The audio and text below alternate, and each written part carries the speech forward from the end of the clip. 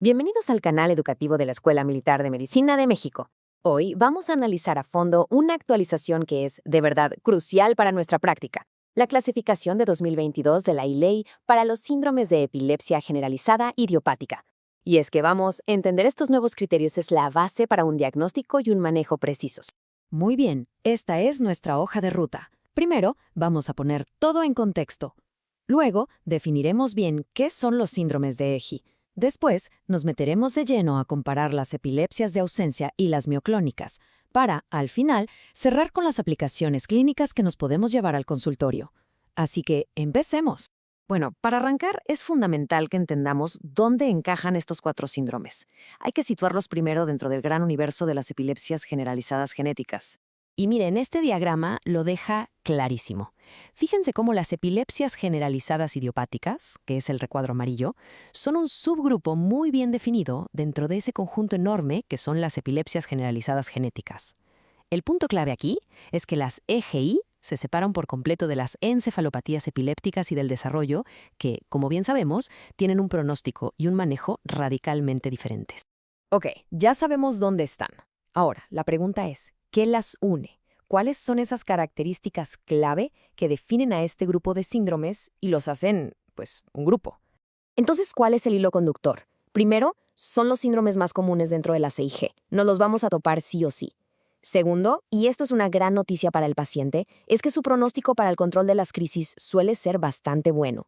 Tercero, y esto es vital, es que no evolucionan hacia una encefalopatía epiléptica, lo que marca una línea muy clara con otros cuadros mucho más severos. Y finalmente, comparten no solo rasgos clínicos, sino también un hallazgo muy distintivo en el electroencefalograma, la famosa punta onda generalizada. Muy bien, ahora sí, vamos a meternos a fondo en el análisis comparativo. Empecemos con los dos síndromes que se caracterizan principalmente por las crisis de ausencia, la epilepsia de ausencia infantil y la juvenil. Fíjense qué interesante lo que nos muestra esta tabla, sobre todo en la frecuencia de las crisis. En la epilepsia de ausencia infantil, la EAI, las ausencias son diarias, muchas veces, muchísimas. En cambio, en la epilepsia de ausencia juvenil, la EAJ, son mucho menos frecuentes, por lo general menos de una al día. Esta simple pregunta en el interrogatorio puede ser nuestra primera gran pista diagnóstica. Y aquí la tenemos. Esta es, literalmente, la firma electrográfica de la EAI. Observen el patrón, una descarga generalizada de punta onda a 3.5 Hz, que es increíblemente rítmica, regular, es casi como un metrónomo cerebral. Esta regularidad es la clave, es la evidencia objetiva y contundente que nos confirma el diagnóstico. Ahora vamos a contrastarlo con la AAJ. La descarga sigue siendo generalizada, claro, pero noten dos diferencias que, aunque sutiles, son cruciales. Primero, la frecuencia es un poquito más rápida, ya nos acercamos a los 4 Hz. Y segundo, el patrón es visiblemente más irregular, ya no tiene esa cadencia perfecta que vimos en el trazo anterior. Son justo estas pequeñas pistas en el electro las que nos ayudan a ponerle nombre y apellido a cada síndrome. Para formalizar el diagnóstico de ACE, los criterios no dejan lugar a dudas. En la columna de mandatorios es un debe tener, crisis de ausencia típicas y ese patrón de EEG de 2.5 a 4 Hz. Pero ojo, igual de importante es la columna de exclusión. Si encontramos mioclonías prominentes, ausencias atípicas o crisis focales, eso nos debe hacer dudar y repensar el diagnóstico. Y pasa algo muy parecido con la EAJ. Necesitamos las ausencias típicas con una frecuencia de EEG un poquito más alta, de 3 a 5.5 Hz.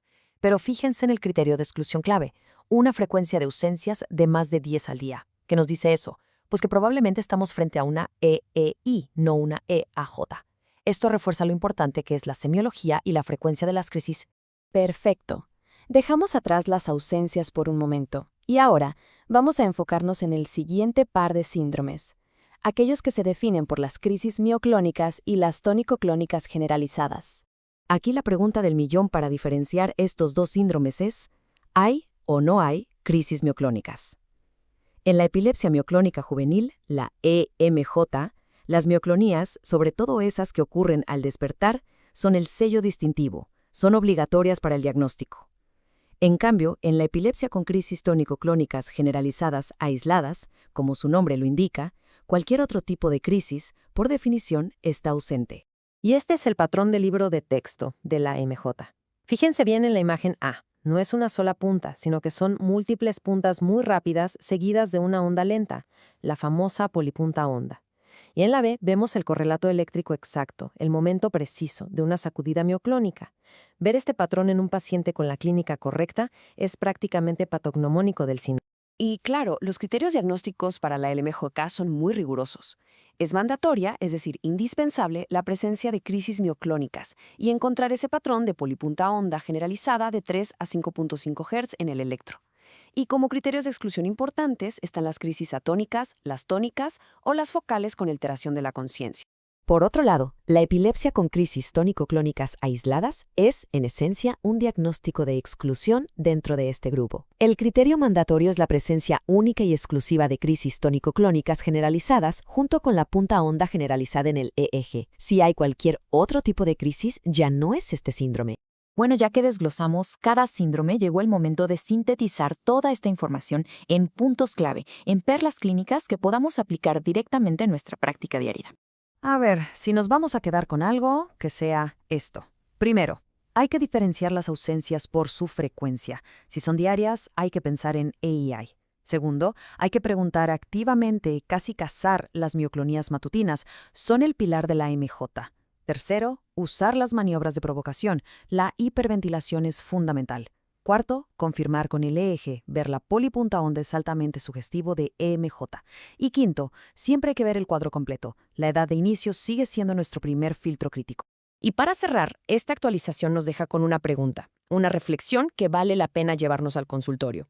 Con estos nuevos y más claros criterios de la ILAE, ¿qué síndromes que vemos todos los días en nuestra práctica clínica vamos a tener que reclasificar? Y, por supuesto, todo este análisis detallado se basa en el documento de posicionamiento de la ILAE. A continuación, pueden ver la referencia completa. Este video fue producido por el general de brigada médico cirujano Humberto Carrasco Vargas. Muchas gracias por su atención.